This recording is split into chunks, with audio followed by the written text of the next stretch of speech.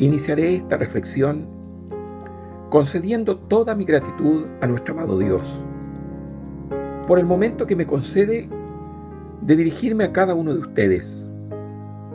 Que Dios brinde las más abundantes bendiciones a cada uno de los oyentes.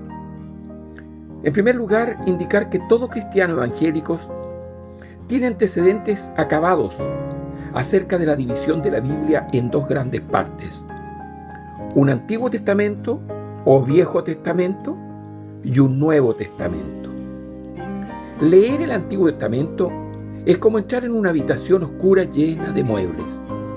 Obtenemos una idea de lo que está dentro de la habitación al tocar los sofás, las sillas y los portarretratos.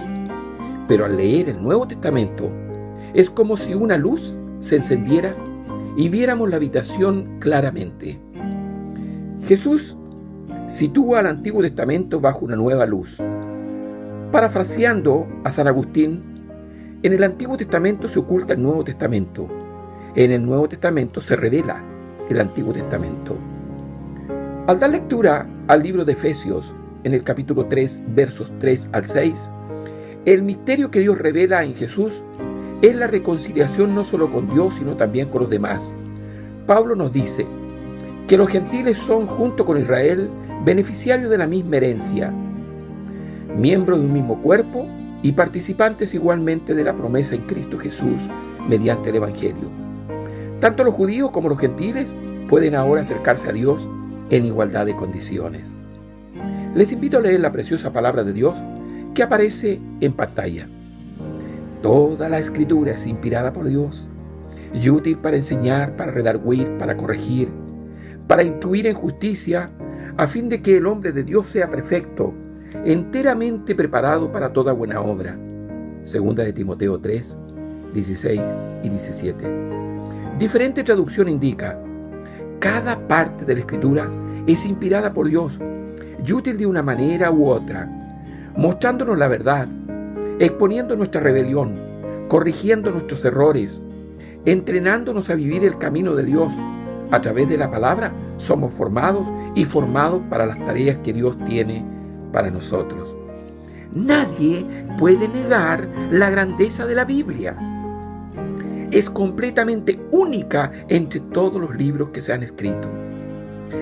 La Biblia es única en su continuidad. Fue escrita por alrededor de 1600 años, alrededor de 60 generaciones, por más de 40 autores, en 3 continentes diferentes, en diferentes circunstancias y lugares, en diferentes tiempos, en diferentes estados de ánimo, en 3 idiomas distintos, sobre muchos temas controversiales, pero habla con una sola voz unificada. La Biblia es única en su circulación. Es el libro más publicado y popular jamás escrito. De lejos todo lo demás está en un distante y lejano segundo lugar. La Biblia es única en su traducción. Fue el primer libro traducido y se ha traducido en más idiomas que cualquier otro libro que exista. La Biblia es única en su supervivencia.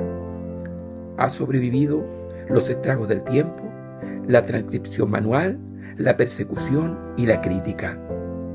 La Biblia es única en su honestidad. Trata con los pecados y los fracasos de sus héroes de una manera bastante desconocida entre la literatura antigua. La Biblia es única en su influencia. La Biblia ha tenido por mucho una mayor influencia en cultura y literatura que cualquier otro libro en la existencia. Cuando vamos a la Biblia y dejamos que Dios nos hable, nos cambia, nos lleva a la perfección y nos transforma.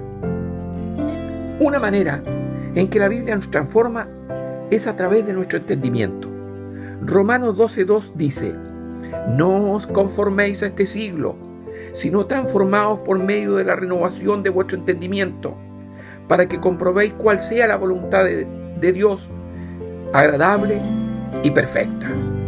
Cuando dejamos que la Biblia guíe nuestro pensamiento, nuestras mentes son renovadas y transformadas. Así que realmente empezamos a pensar de la manera en la que Dios piensa. Pero hay otro nivel en el que la Biblia nos transforma por obra espiritual. Una bendición espiritual que Dios obra en nosotros cuando venimos a la Biblia y dejamos que nos hable. Esta es una obra espiritual que va más allá de nuestro entendimiento intelectual, con gran poder espiritual más allá de nuestro intelecto. La Biblia nos da vida eterna. Primera de Pedro 1:23. La Biblia nos purifica. Efesios 5:26. La Biblia nos da poder contra espíritus demoníacos. Efesios 6:17. La Biblia trae poder espiritual para sanar nuestros cuerpos. Mateo 8:16. La Biblia nos da fortaleza espiritual. Salmo 119:28. La Biblia tiene poder para espiritualmente levantar fe en nosotros. Romanos 10:17. Debido a este nivel espiritual es el que la palabra de Dios opera. No tenemos que entenderla toda para que obre efectivamente en nuestras vidas. Muchas personas se desaniman, se sienten que no entienden mucho cuando leen la Biblia solos y se rinden. Debemos esforzarnos para entender la Biblia lo mejor que podamos y leerla con cuidado y atención. Pero nos beneficia espiritualmente incluso cuando no entendemos todo intelectualmente. Deseo relatarles que una vez un crítico escribió una carta a una revista diciendo: a través de los años, supongo que he ido a la iglesia más de 1000 veces y ni siquiera puedo recordar el contenido específico de un sermón en todos esos años. Se preguntaba: ¿de qué sirve haber ido a la iglesia 1000 veces? La siguiente semana, alguien respondió: en los últimos años he comido más de 1000 comidas preparadas por mi esposa y ni siquiera puedo recordar el menú específico de ninguna de esas comidas, pero me nutrieron en el camino. Y sin ellas, yo sería un hombre muy diferente. La Biblia hará su obra espiritual en nosotros si la dejamos. Pablo advierte a Timoteo sobre los tiempos peligrosos. Algunos cristianos son arrastrados por estos tiempos peligrosos y otros se esconden. Ninguna de estas opciones es adecuada para nosotros. Nosotros debemos mantenernos fuertes y permanecer en la palabra de Dios. Finalmente, deseo indicar que todos los libros de la Biblia tienen un origen común. La Biblia tiene un solo autor, aunque fueron muchos los escritores. Esto lo hace sobresaliente entre todos los demás libros del mundo.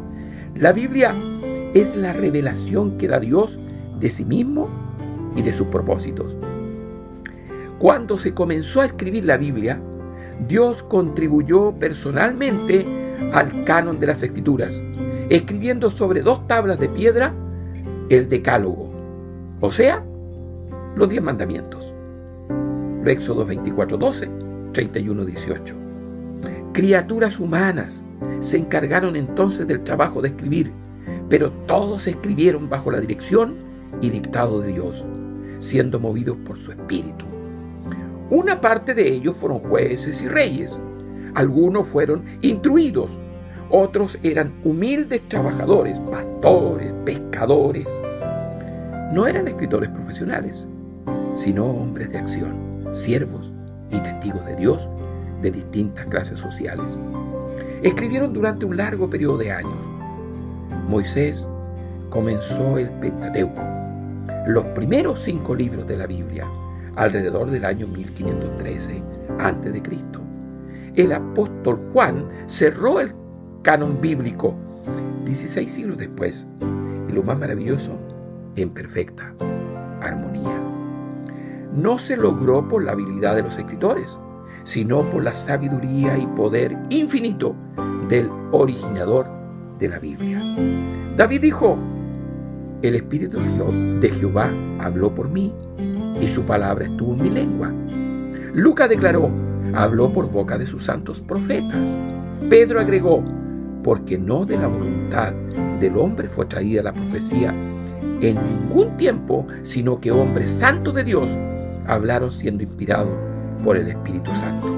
Les invito a orar. Padre eterno, Que el Espíritu Santo nos inspire y conceda sabiduría para entender tu palabra y vivirla. A tu nombre, gloria. Amén y amén.